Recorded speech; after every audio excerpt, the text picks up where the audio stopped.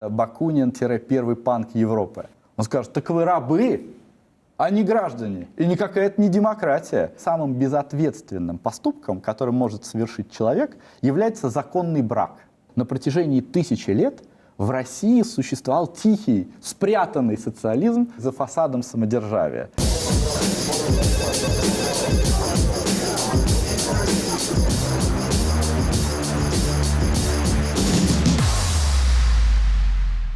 Здравствуйте! Сегодня в гостях у программы «Час пик» кандидат политических наук, доцент кафедры истории и социально-политических учений факультета политологии МГУ имени Ломоносова Борис Прокудин.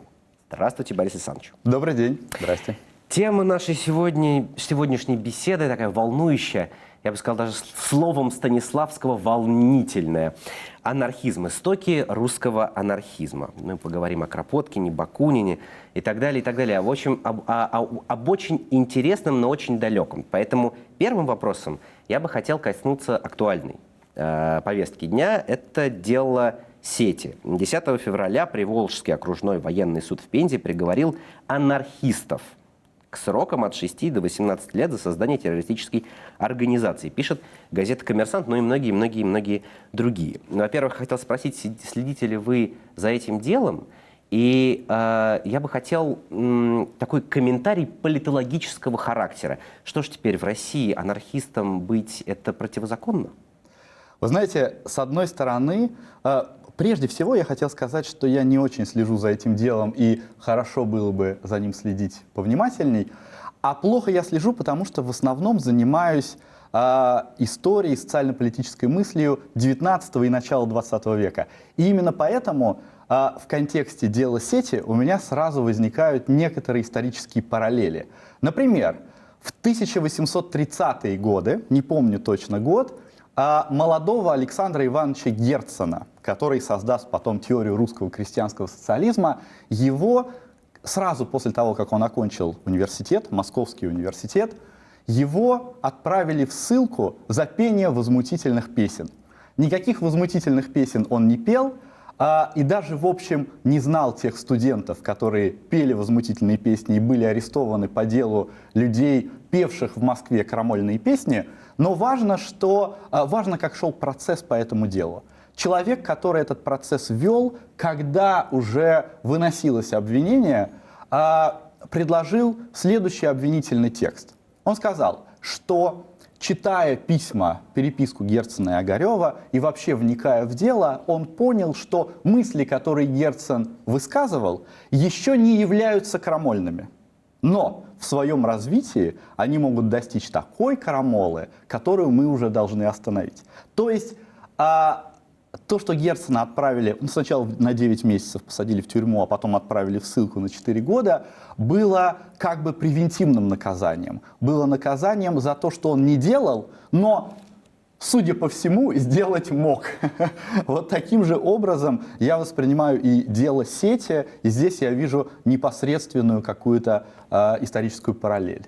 Вот смотрите, для обывателя слово «анархия» означает некий хаос, да, отсутствие государственной власти как таковой. В России есть закон о неуважении к государственной власти. Так можно ли человека, который, я не знаю, выйдет на Красную площадь и скажет «я анархист по убеждениям», собственно говоря, посадить за это, ведь он не уважает государственную власть? Тут, конечно, на этот вопрос должен отвечать юрист, потому что в тонкостях российского законодательства я не очень разбираюсь, но совершенно очевидно, что анархисты, они выступают против любой государственной власти, против капитала ради самоуправления. Они хотят заменить централизованную власть на самоуправление. И в этом отношении они, конечно, ее не уважают и считают ее властью, которая продуцирует войны и насилие, и борется с ней разными методами. Но эти методы могут быть совсем разными. Это могут быть и революционные методы, и нереволюционные методы. И в истории русской мысли мы знаем людей, которые были представители бунтарского анархизма, как Михаил Александрович Бакунин, тоже представители революционного анархизма, но люди, которые немножко иначе смотрели на это дело, это последователи Петра Кропоткина. И мы знаем еще один очень странный, необычный тип анархизма, который придумал Лев Николаевич Толстой, наш великий русский писатель, который предлагал ненасильственную революцию, который выработал концепцию непротивления зла силой. И, конечно, он был за то, чтобы изменить ту систему, в которой находилась самодержавная власть, вообще Россия в конце XIX века, но в отличие от русских революционеров, марксистов и социалистов, он выступал против насильственной смены власти, потому что был убежден, что насилие порождает еще большее насилие. То есть анархия не равно бунт с применением силы. Только для кого-то, для одних анархистов, да? Для последователей Кропоткина, для последователей Толстого это совсем другая история. Но прежде чем мы разберемся в этих тонкостях и перейдем непосредственно к нашей теме, еще один маленький актуальный вопрос. Вы преподаете в МГУ, вы читаете курс лекций в одной из гимназий, да, столичных. Вы плотно общаетесь с молодежью. У нас недавно делали репортаж наши коллеги по поводу всплеска популярности левацких идей среди молодежи. У нас появляются марксистские кружки, которые собираются ребята, читают Маркса. Почему такой всплеск левацких идей? Но я хотел бы немножко в пику вашему наблюдению сказать, что, опять же, плотно общаясь и с школьниками, и со студентами, можно обнаружить и противоположную тенденцию, что среди них оказывается огромное количество очень консервативно мыслящих людей. И это даже кажется как-то немножко странным, потому что мы привыкли, что молодые люди, люди в переходном возрасте, как, например, школьники и поздние школьники, и люди в студенческое время, это люди, которые должны бунтовать против того положения вещей, которое сейчас складывается, бунтовать против ценностей своих родителей, что это, в принципе, возраст бунта и возраст утверждения новых ценностей, который, может быть, к 30 немножко сглаживается, своя семья и так далее.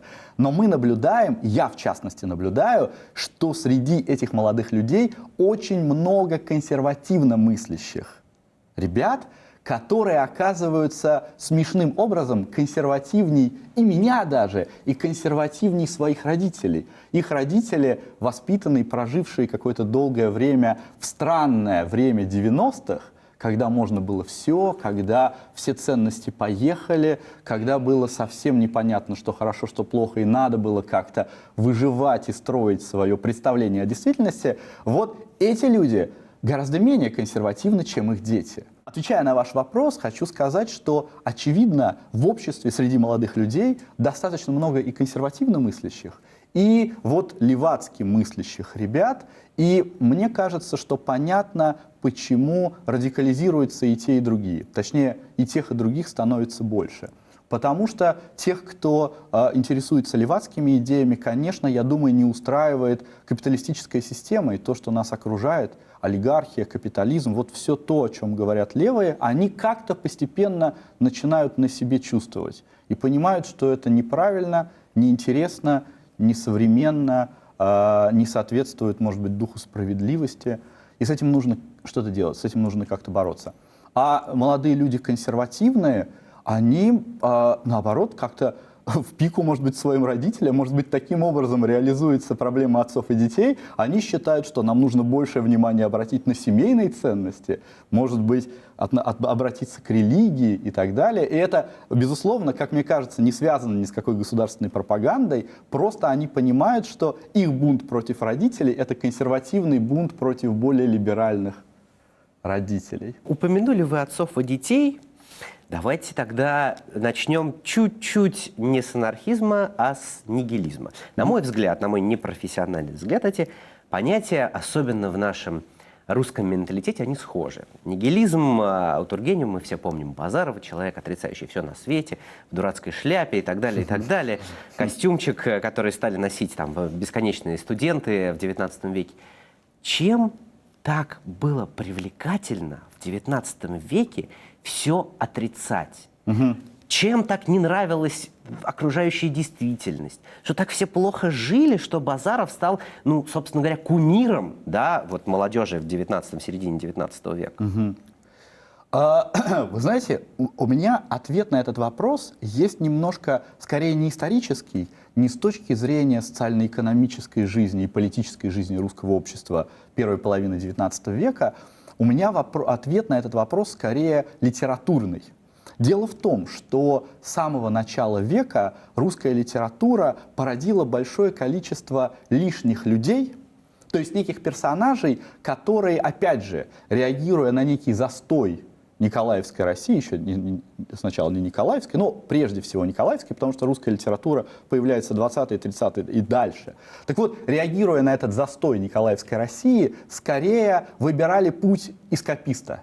Скорее они куда-то уходили от общественной жизни для того, чтобы не связываться с тем, что им не нравится, уходили в себя, были, ну как Онегин и Печорин, такими метущимися, но нигде не могущими применить свои силы людьми, были такими лежебокими дворянами, как Обломов, который таким образом уходил в какую-то внутреннюю Монголию от внешней действительности. И таких образов, таких героев в русской литературе было достаточно много, и молодые люди, которые все-таки хотели как-то действовать, они чувствовали, что для них нет ролевой модели. И когда Иван Сергеевич Тургенев выпустил «Отцы и дети», этот образ всем удивительно понравился, потому что это был первый человек, который готов действовать, с которого можно брать пример для преобразования действительности. Вот мне кажется, поэтому он всем так понравился, и поэтому появилось огромное количество молодых людей, которые начали копировать этот образ, причем копировать не только с точки зрения того, что он делал, но и копировать его внешний вид, повадки. По этому поводу у Александра Ивановича Герцена, с которого мы начали, есть замечательная зарисовка, такая полуюмористическая. Он же жил в это время уже в Лондоне, издавал там свою газету «Колокол», «Вольная типография» и так далее, занимался социалистическими мыслями. И он говорит, что после выхода романа «Отцы и дети» и «Что делать» Чернышевского в 1964 году, к нему туда, в Лондон, стали приезжать бесконечные Базаровы. То есть русские революционеры, люди, которые приезжали спросить его благословения, которые тоже хотели действовать в России вот, с точки зрения преобразования социальной действительности, они все были под копирку Базаровыми, они все надевали на себя эту маску, надевали на себя этот образ, потому что он был первый такой прорывной деятель. Вы сами упомянули сейчас «Отцы и дети». Ой, что делать? Ага. Рахметов и Базаров. Но ведь Базаров по сравнению с Рахметовым слабак. Да. Он же, когда его бросила, как ее звали? Я уже... Одинцова. Одинцова его бросила, что он сдулся просто, как шарик. Ага. А Рахметов спал на гвоздях, отказался от женщин. Все ради, пока там революция не случится, я буду, значит, таким вот... Так почему Базаров до сих пор, это, как сказать, это имя, которое символизирует нигилизм, а Рахметов — это скорее признак плохого вкуса у читателя? Мне кажется, что причины тоже литературные. Базарова написал великий Иван Сергеевич Тургенев. Базарова он очень и очень любил. Это такой парадокс литературы, потому что Тургенева мы знаем как человека либеральных мыслей, как человека, который, в общем, был западником, и таких людей, как нигилисты, он не мог считать своими. Но когда он встретил этот образ, он его так полюбил, что он даже вел 2 дневника во время написания романа «Отцы и дети», вел 2 дневника, один свой, а другой за Базарова, потому что он хотел почувствовать как-то через себя пропустить вот все мысли этого человека. Так тепло он к нему относился. И поэтому он его написал замечательно с литературной точки зрения. А Рахметов — это такая увертка. Рахметов, написанный Чернышевским, герой, который с его точки зрения является революционером, он должен был быть, роман должен был быть издан в России легально в условиях цензуры, и поэтому Чернышевский написал его как какую-то очень сложную литературную увертку, как ружье, которое не стреляет. Он появляется, мы знаем, что он не хочет прикасаться к женщинам, мы знаем, что он спит на гвоздях, но как-то дальше его образ не развивается. Чернышевский говорит, что Рахметов будет действовать дальше за пределами повествования романа. Может, боялся повторить судьбу Герцена, чтобы его не посадили за намерение? Безусловно, но, кстати, тоже к вашему вопросу хочу сказать, что Рахметов-то произвел колоссальное впечатление на своих читателей только в определенное время. Как вы знаете, в 1986 году Ленин прочитал роман Чернышевского «Что делать?», и он его перепахал, известная фраза. И он читал роман таким образом, он заканчивал чтение романа, И переворачивал его на первую страницу и читал заново. Вот за лето 1986 года он несколько раз подряд прочитал роман. И, конечно, революционеров прежде всего интересовал образ именно Рахметова. Герцен разбудил Чернышевского, Чернышевский Ленина. Да. Если нигилизм до Тургенева как таковой в России не был обрисован, да, собственно, он его придумал, то вопрос такой: кто придумал анархизм? И какая принципиальная разница между нигилизмом и анархизмом? Ведь анархизм тоже отрицает, если уж не все, то, по крайней мере, государственную власть. Наверное, первым анархистом можно считать Михаила Александровича Бакунина. В чем отличие нигилизма от анархизма? Я прошу прощения, первым в мире или первым в России? Нет, первым в России, конечно, да. Анархизм в мире европейских, два таких основоположника идеи анархизма считаются немец Штирнер и француз Прудон.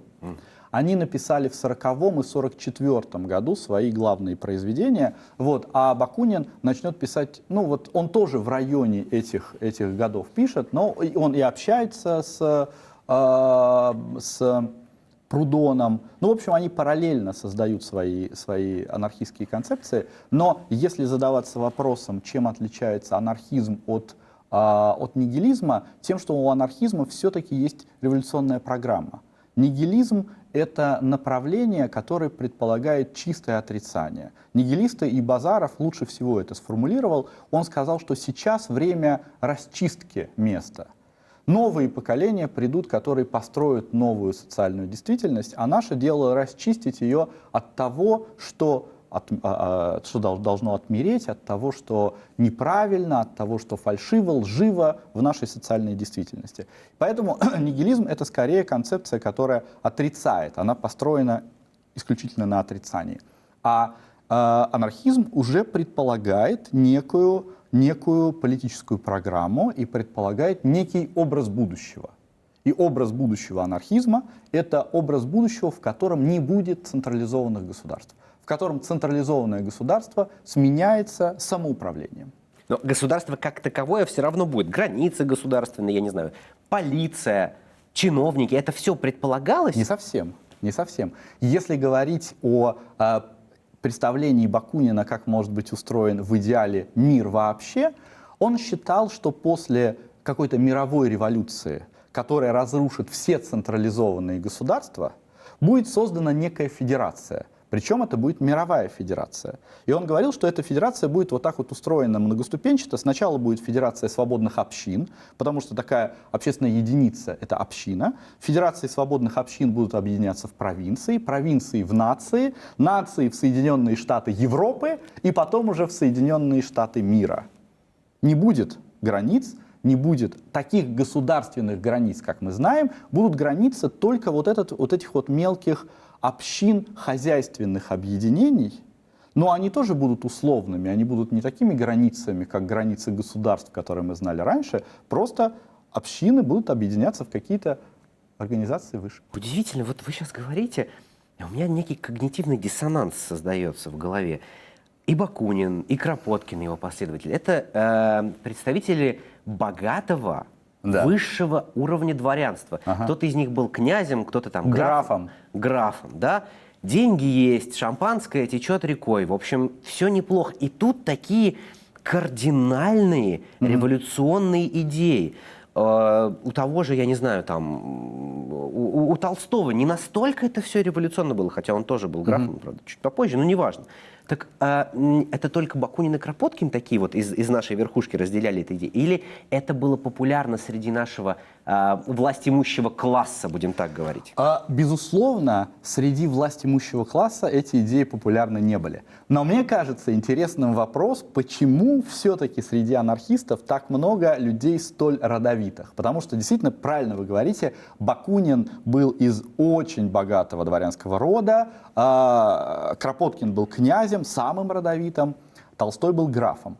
Вот если я задумывался над этим вопросом, и если попытаться на него ответить, то, наверное, то, к чему они призывали, наверное, к этому не могли бы призывать люди другого сословного происхождения. Я вам скажу, о чем идет речь. Например, когда Толстой пишет о том, что мы должны отказаться от жизни в городах, Мы должны отказаться от любой собственности, от любой власти. Мы должны уйти куда-то далеко, потому что быть бедными, как завещал Христос, это самое лучшее для того, чтобы спастись для жизни вечной. И в то же время это лучший сценарий для того, чтобы быть счастливым здесь на земле. Тонкость. Вот если бы это говорил любой другой человек, если бы это говорил человек, который не обладал большими богатствами, ну, нельзя сказать, что он был невероятно богатый, но он был богатый человек. Если бы этот человек не обладал властью над умами, потому что он это говорил после того, как он был признанным писателем, мировым классиком, наравне с Данте и Шекспиром, как он об этом в юности мечтал. Если бы это говорил любой другой человек, это бы выглядело, ну, как какое-то, не знаю, лицемерие. Откуда ты знаешь, что быть бедным — это счастье? То же самое Кропоткин, когда он отказывается от собственности, когда он тоже призывает отказаться от всей цивилизации, которая с точки зрения его построена на насилии и лжи, и отказывается уйти от этого, мы могли бы не очень-то доверять этим мыслям, если бы мы не знали, что это написал князь, который учился в пажеском корпусе, который в течение года был камер-пажом императора Александра II, стоял у него за спиной, мог получить лучшие должности, мог сделать самую блестящую карьеру в России, и он отказался от двора, от карьеры, от собственности, от крепостных крестьян и ушел. Ради идеи? Ради идеи. И после этого мы ему верим и Толстому верим. Понимаете? Вот один из моих ответов на этот вопрос. И еще один ответ дополнительный, что сказать, ведь анархизм — это, наверное, самое радикальное, что вообще было высказано в том направлении мысли, которое мы знаем как радикализм. Ну, куда мы включаем? И социализм, и коммунизм, и все остальные другие вот радикальные течения. Анархизм из этих радикальных самый радикальный, потому что анархизм предлагает отказаться и от власти, и, по сути, от цивилизации, как она сейчас существует. И опять же, мне кажется, что к такому могли призывать люди, обладающие наиболее высоким образованием и наиболее развитым сознанием. У них была возможность подняться выше, как бы посмотреть немножко с расстояния, с высоты птичьего полета, посмотреть на цивилизацию, чтобы отрицать ее в целом. Вы сейчас говорите, и я хочу привести одну цитату современного автора Крейга О'Хара. Книжка его называется «Философия панка». Сейчас в современном сознании, да, анархия и панк-движение, они очень тесно связаны после Сида Вишеса, после всего этого. Значит, недавно, простите, вышла книжка, биография Бакунина, она называется «Бакунин-первый панк Европы». Ну, немножко заигрывание с читателем, безусловно, но этот неплохой автор, он объясняет, почему он его считает тоже панком Европы. Вот эта цитата, это как раз из книги «Философия панка», она иллюстрирует ваши слова по поводу ответственности, по поводу... Значит, анархия может стать реальностью только если люди будут контролировать себя. Это означает ответственность, наличие закона внутри себя. Анархия сможет существовать только, когда люди начнут действовать ответственно. То есть, грубо говоря, анархическое общество само по себе предполагает априори изначально высокий уровень ответственности у тех людей, которые значит, хотят это государство построить. А вопрос мой вот в чем заключается. Что плохого сделали анархисты? Вот в XIX веке есть какие-то свидетельства того, что анархисты кого-то убили? Я не знаю, безответственно подходили к собственности, пороли крестьян, все что угодно. Ну, конечно, сложно ответить на этот вопрос. Вообще смешно сказать, но понятие ответственности анархисты понимают совершенно иначе, чем это принято понимать. Противоположным способом. Я сейчас подведу к ответу на этот вопрос. Мне кажется, что это достаточно важная категория, одна из самых важных категорий вообще. Если мы абстрагируемся от категорий, касающихся власти, политики, государства, а посмотрим вообще на анархиста как на некое миропонимание, мировоззрение. Так вот, у Штирнера, одного из отцов анархизма, у него есть такая мысль. Он говорит, что он вообще в своей книге «Единственный и его собственность» Это достаточно странная книга, к которой не очень апеллируют русские анархисты, потому что она такая философская, такая немножко метафизическая книга. Так вот, там он высказывает несколько мыслей, которые все-таки стали основополагающими, фундаментальными для всех анархистов вообще. Среди прочего, он говорит такую мысль, такую короткую формулу «я равно я». В этой формуле он вот что пытается высказать. Он говорит, что в основном люди себе не принадлежат, и в основном люди живут не своими мыслями и не своими идеями. В течение всей своей жизни люди руководствуются некими чужими представлениями о действительности и некими, он это называет, трансцендентными ценностями. То есть чем-то таким, что им спускают сверху и что не имеет прямого отношения к их личной жизни, к их личной судьбе, к их личной телесности и так далее. Среди таких трансцендентных ценностей идет идея Бога, прежде всего, идея государства, уголовного кодекса и так далее, и так далее. С точки зрения Штирнера это придумано для того, чтобы ограничивать нашу свободу. И вот он говорит, что люди безответственные — это люди, которые передоверяют свою жизнь этим трансцендентным ценностям. То есть главная проблема человечества даже не в том, что люди живут не своими идеями, а чужими и навязанными их идеями. Главная проблема, более печальная информация о человечестве, заключается в том, что людям в основном это нравится. Людям нравится передоверять свою судьбу этим трансцендентным ценностям, потому что так легче. Им самим не нужно придумывать, что хорошо, что плохо, это им дала религия. Им не нужно придумывать, как действовать в государстве, это им объяснил уголовный кодекс и всякие другие законы, которые высказывают законодатели. Ответственность за себя. Снимают с себя же ответственность за себя. Снимают с себя ответственность за себя. Вот это фундаментальная идея. И с точки зрения Штирнера, человек, настоящий человек, и человек, вот, с точки зрения идеальный человек, это человек, который должен взять, наконец, ответственность за свою жизнь на себя. Не перекладывать ее на идею Бога, государства и так далее, а взять ее на себя. Вот здесь вот есть очень смешной пример. Немножко на юмористической ноте я закончу ответ на этот вопрос, но мне кажется, что он очень показательный. Кому-то из поздних анархистов принадлежит такое размышление, что, наверное, самым безответственным поступком, который может совершить человек, является законный брак.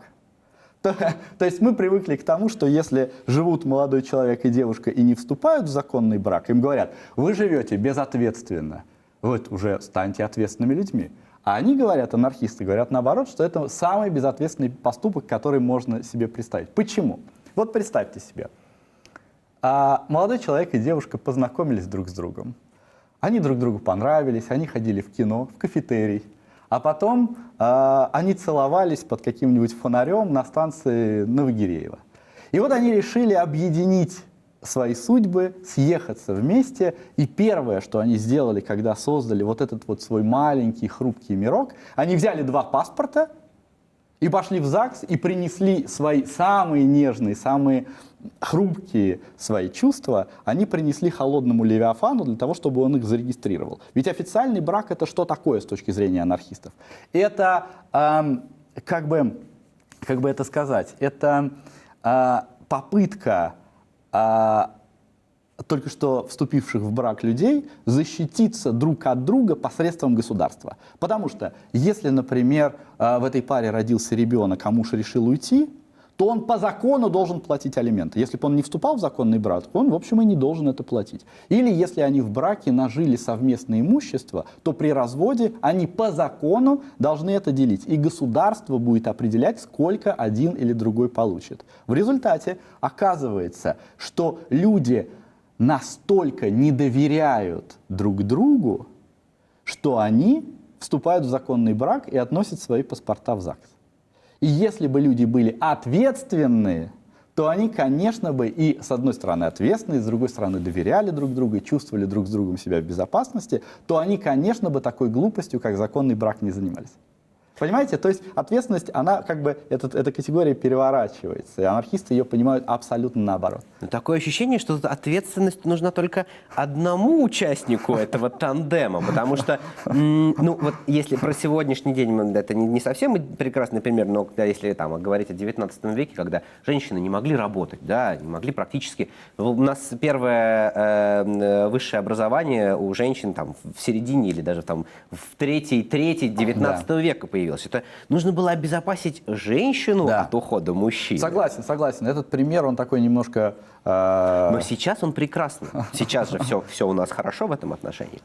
Так, если уж заговорили о браке, вспомнили Толстого, давайте немножко поговорим о христианском анархизме. Значит, вы говорили о непротивлении злу насилием, о идеологии Толстого. У меня вопрос элементарный. В христианстве, почему, на мой взгляд, это очень популярная религия, удобная для государственной власти, там практически прописано, что власть от Бога. Да. Вот не противоречит ли этот один из основных христианских тезисов, собственно говоря, идеи анархизма? Как их можно скоррелировать вместе? Вы знаете, основная идея Толстого состояла в том, что Евангелие надо понимать буквально.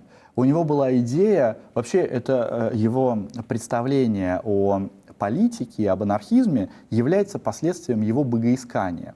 И оно ему открылось в неком откровении, когда он после своего духовного кризиса читал Евангелие и понял, что в Евангелии нам дано, в Нагорной проповеди в Евангелии, нам даны не только некие этические заповеди, как спастись, как жить так, чтобы спастись для жизни вечной, но еще и социальная программа, как жить для того, чтобы преодолеть все социальное зло, включая войны, насилие и неравенство. И для этого мы просто должны слова о том, что мы не должны противиться злу, вот есть фраза «вам сказано око за око, зуб за зуб», а я говорю вам «не противьтесь злу», фразу «отдай последнюю рубаху» и фразу «люби своих врагов», мы должны их понимать буквально. Потому что если мы не будем противиться злу, то тогда цепочка зла на нас закончится, и зло постепенно иссякнет. А если мы будем любить своих врагов, то с точки зрения Толстого у нас не будет морального оправдания войн, и тогда наступит вечный мир. Вот это база, с которой начинается толстовская философия, точнее вот эта поздняя толстовскую философию, которую мы знаем как непротивленческий анархизм. Но он апеллировал исключительно к Евангелию, к Нагорной проповеди. Когда мы говорим о фразе «нет власти, которая не от Бога», мы имеем дело не с Евангелием, не с первым текстом, а имеем дело с текстом его первого толкователя, апостола Павла, потому что это фраза из первого послания римлянам. И вот Толстой обращал на это внимание. Он говорил, проблема христианства заключается в том, что сразу после того, как оно возникло, оно начало адаптироваться государством. Оно постепенно огосударствляется.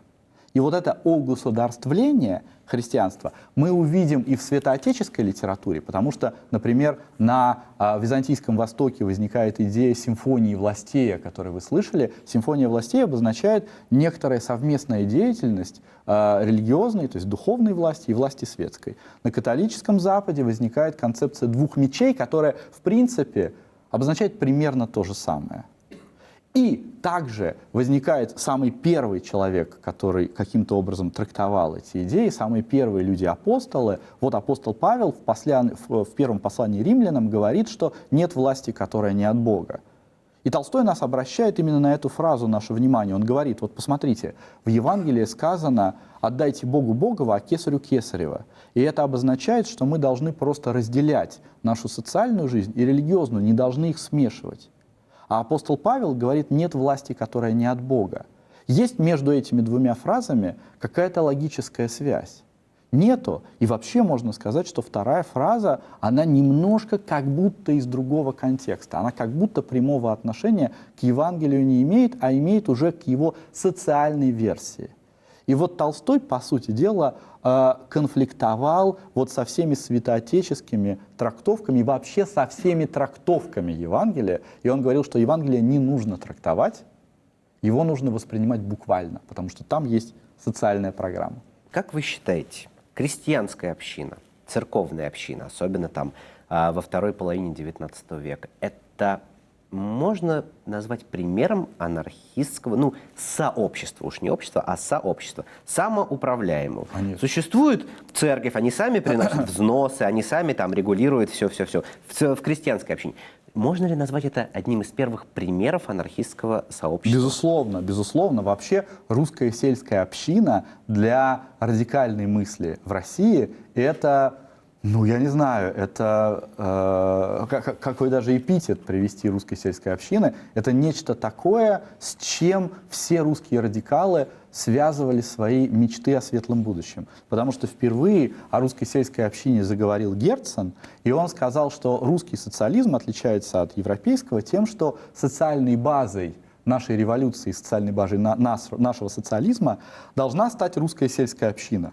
Оттуда, из Парижа, потому что когда он приехал в Париж в 1948 году, тогда у него случилось его знаменитый духовный кризис, когда он перестал быть республиканцем и стал социалистом. И вот там, глядя после расстрелов. Да, после трагических июньских событий, потому что до этого Герцен был большим поклонником республиканских идей, и вот в феврале 1948 года произошла революция, и опять буржуазия пришла к власти, но прошло только несколько месяцев, и произошел расстрел рабочих. И вот именно это привело его к душевной какой-то нравственной катастрофе, потому что все те ценности, которые он любил до этого, ценности республики, они были свергнуты, они были расстреляны в прямом смысле слова. И тогда, тогда стало понятно, в июне 1948 года, что если ты республиканец и либерал, значит, ты оправдываешь расстрелы.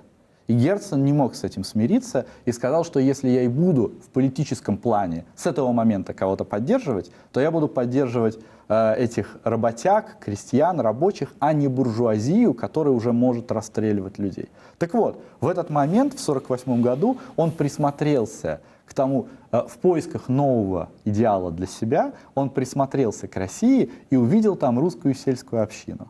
И русская сельская община показалась ему зародышем социализма вообще, потому что в ней реализовано 3 главных принципа социализма. Первый принцип – не существует частной собственности, земля находится в собственности коллективной, общинной. Второе – в общине существует материальное равенство, поддерживается, потому что все получают одинаковые наделы. И третье – в общине существует, такое, как тут точнее сказать, квазидемократия, потому что полной демократией это нельзя назвать, но в общине существуют некоторые демократические институты. И вообще самые сложные дела решаются всем миром, вообще прямой демократией. И он говорил, что если мы присмотримся, то мы увидим, что на протяжении 1000 лет в России существовал тихий, спрятанный социализм, спрятанный за фасадом самодержавия. И если мы сбросим с тела народа, это его слова, как бы присосавшихся к нему тиранов, да, и династию Романовых, и крепостников наших, и немецкое чиновничество, то останется вот этот вот конгломерат сельских общин, которым государство, по сути, не нужно, потому что они все свои функции внутри себя выполняют, реализуют. Это была идея его русского крестьянского социализма. Когда же свою об идеальной форме жизни после государства думал Бакунин, он тоже апеллировал к русским сельским общинам. Он говорил примерно то же самое, что в России должны остаться эти самоуправляемые общины, которые потом будут организовываться нации, Соединенные Штаты мира и государства, и Европы и мира, как я говорил. У нас было 2 революции. Одна в феврале, одна в октябре. И вот эти 8 месяцев между февралем и октябрем, на мой взгляд, в России этот период можно назвать примером анархического, по крайней мере, зарождения несколько анархического общества. Почему? Князь Львов, председатель Временного правительства, первые 2 срока, его основная идея была самоуправление на местах. Люди должны были взять ответственность, о которой мы говорили, за средства производства, за все. То есть там должна была быть, конечно, какая-то чиновничья прослойка, но это минимально по сравнению с тем, что было при царе-батюшке. Так вот, как вы считаете, почему не удалось... идея не хороша или люди не хороши? Почему не удалось? Ведь это же вроде как очень даже логично, да? Страна большая, общин полно, вот, пожалуйста, строй свое анархистское государство без власти. Почему не удалось? Конечно, тут проще всего ответить, что люди не хороши. Наверное, в основном анархисты, конечно, тоже очень переживают по этому поводу, и они обдумывают, анализируют и итоги Парижской коммуны, и русской революции, и находят огромное количество аргументов или каких-то причин, почему анархия все-таки сменилась опять централизованным государством. И этих причин, объективных причин, может быть очень много. И война, которая начинается, то есть силовые столкновения, все это, в общем, приводит к тому, что в ходе любых силовых столкновений нужно строить какую-то авторитарную модель для того, чтобы, ну, в общем, понимаете, что это очень сложно в таких условиях организовывать анархистское сообщество. Но, кроме того, они, конечно, говорят, что недостаточно к этому созрели люди, потому что люди только начинают понимать, что нужно брать ответственность на себя, но еще совсем не возникло то поколение людей, которые эту ответственность на себя будут брать. Потому что вообще быть анархистом достаточно сложно. Вот когда я об этом думал, меня поражало некоторый контраст между яркой, какой-то пышной, остросюжетной жизнью русских теоретиков-анархистов, таких как Бакунин, Кропоткин, даже Толстой, и некоторым скучным идеалом, который анархисты представляют. То есть представьте себе, анархисты говорят следующее, что раньше люди были безответственны, и за них очень многое решали инстанции, которые стояли над ними. Этот период должен закончиться, и люди должны начать брать на себя ответственность за свою жизнь. То есть брать на себя ответственность с точки зрения всех процессов, которые в обществе происходят. Им нужно, очень грубо говоря, заниматься самоуправлением на местах, думать, кто будет вывозить мусор. Им нужно заниматься озеленением около своего дома. Им нужно заниматься огромным количеством очень маленьких вещей, мы еще не берем каких-то фундаментальных вещей, но огромным количеством очень маленьких вещей, от которых они отказывались. И вот быть анархистом — это все-таки включаться в огромное количество обсуждений и в огромное количество рутинного самоуправления, которое людям как-то не очень хочется, людям не очень хочется заниматься. Понимаете, о чем я говорю? Это одна из больших проблем, которая касается не только анархизма, она еще и касается демократии. Что какой-нибудь современный, если бы древний грек пошел бы за ручку с современным человеком, он бы сказал: у вас демократия? Современный человек сказал: да, ну, в принципе, у нас, ну, там, за исключением некоторых этих каких-то девиантных стран, у нас, в принципе, демократия. И как же вы, говорите, самоуправляетесь, спросил бы грек. Он сказал: ну как, раз в 4 года или раз в 6 лет мы идем и опускаем эту бюллетень в урну. А что вы делаете в течение этих 4 или 6 лет, спросит его грек. И он скажет: ну как, сидим и нами управляют. Он скажет: так вы рабы, а не граждане. И никакая это не демократия. Это буфанада какая-то. Это какой-то... Вас обманывают, друзья. Вы не самоуправляетесь. Вот. И ответ очень простой. Людей, конечно, обманывают, но они сами обманываться рады. Потому что им бы, вот все бы от них отстали и дали бы им заниматься своим делом. Развлекаться, отдыхать, заниматься своим делом. Но не нужно мне озеленять пространство, не нужно мне думать о мусоре, не нужно мне думать о более серьезных проблемах, как дороги строить, как с другими государствами взаимодействовать. Пусть какие-то другие люди за меня это решать. Безответственность. Опять мы к ней вернулись. Это красная линия нашей беседы сегодняшней. После революции, как известно, победили коммунисты, мы вернулись к абсолютной власти, правда, партийные, там, политбюро и так далее, и так далее. В чем принципиальная разница между анархизмом и коммунизмом? Ведь идеи Маркса и идеи Бакунина, они набрали популярность примерно в одно время. Это раз. И два, как они объединились в одно понятие анархокоммунизма. Не противоречит ли одно другому? Да, очень важный вопрос. Вообще взаимодействие Бакунина и Маркса, оно прекрасно. Если мы читаем биографию, вообще биография этих людей — это самое занятное чтиво, которое только можно себе представить. Бакунин был ярким человеком, Маркс был ярким человеком. И главное, что Бакунин был тем человеком, который еще не чувствовал себя в тени Маркса. Они все-таки были на равных, потому что они были людьми одного времени. К сожалению, мы знаем, что люди следующих поколений уже немножко боялись поднять голову, что марксизм для них стал уже священным совершенно текстом, против которого никак нельзя, и слова нельзя сказать. Он отлился в граните. А Бакунин был человеком, который совершенно иначе смотрел на Маркса. И Бакунину Маркс не нравился, конечно. И они вообще, сначала они пытались дружить, Бакунин даже пытался переводить «Капитал», взял даже задаток и не перестал переводить «Капитал» и так далее. Ну, веселый был человек, яркий. Брал долги, не отдавал долги, была у него какая-то вот такая вот дворянская широта и безответственность. В другом смысле слова. Коней в шампанском. Вот Да.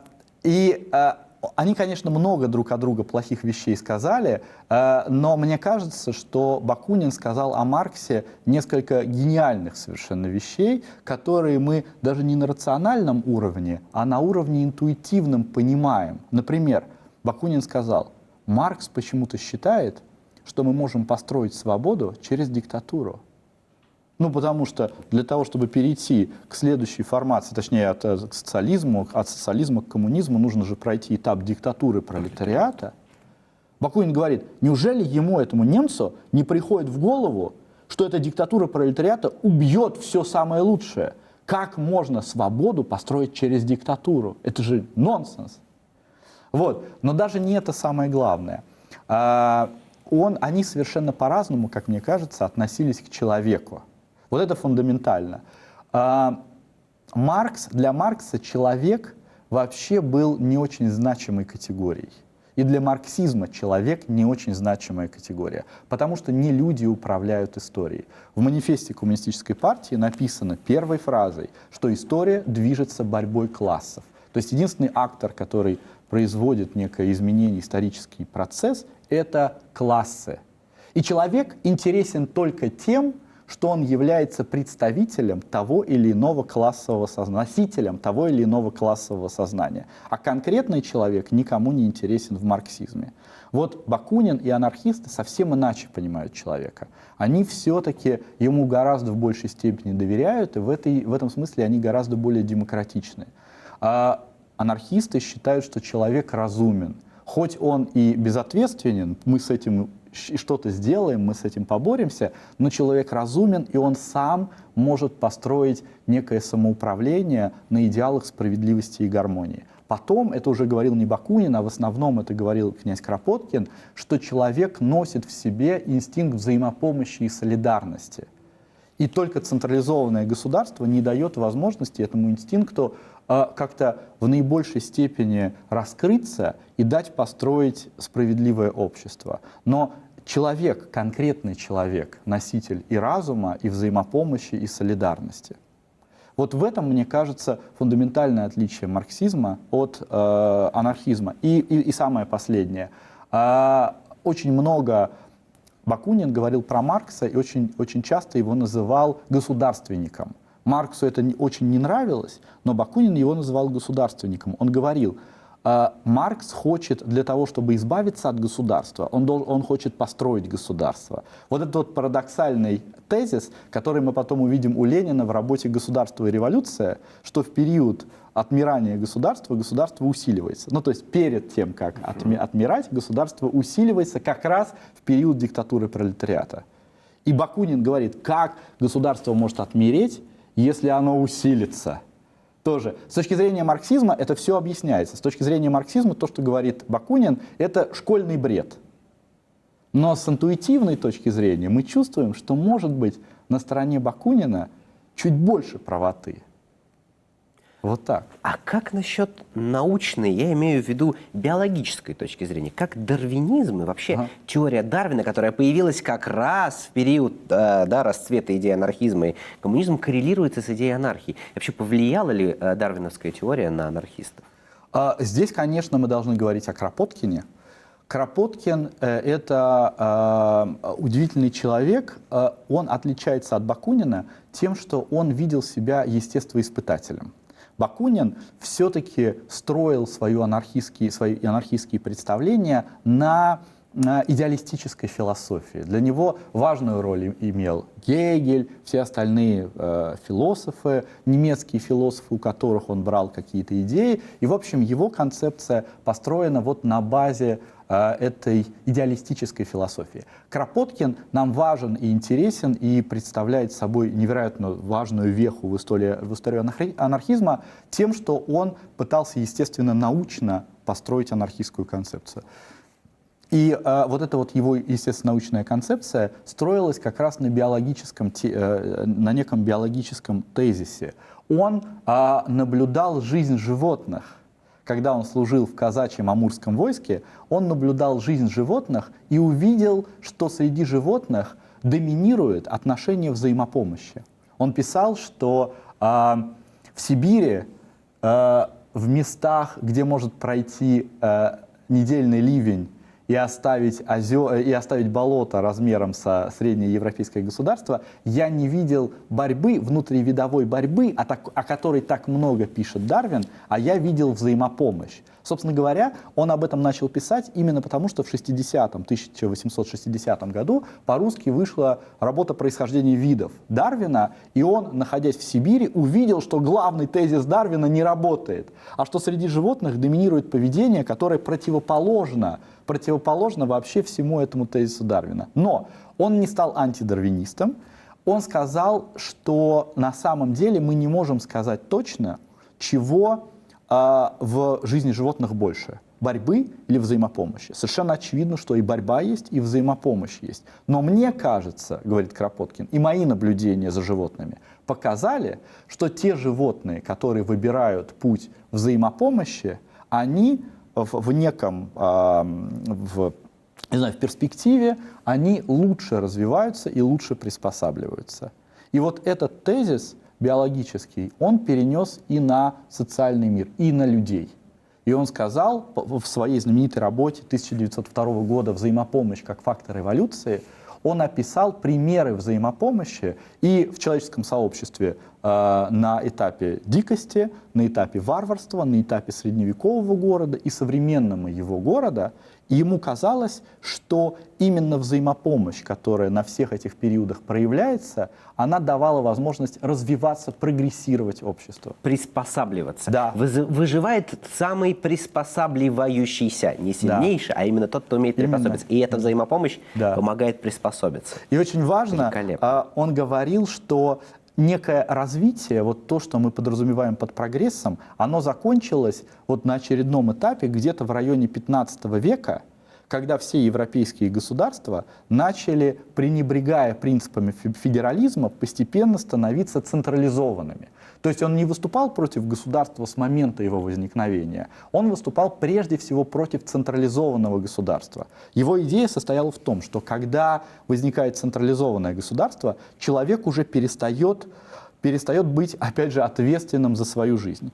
Ему уже не нужно входить во взаимодействие с другими людьми, чтобы что-то сделать. За него уже все решили, за него уже все придумали вот эти вот вышестоящие чиновники. И в этот момент, с точки зрения Кропоткина, инстинкт взаимопомощи, который создавал наше общество до этого на протяжении такого долгого времени, он как-то скукоживается, он как-то перестает действовать. Я не знаю, как это точнее сказать, какое слово для этого подобрать, замирает или что-то такое.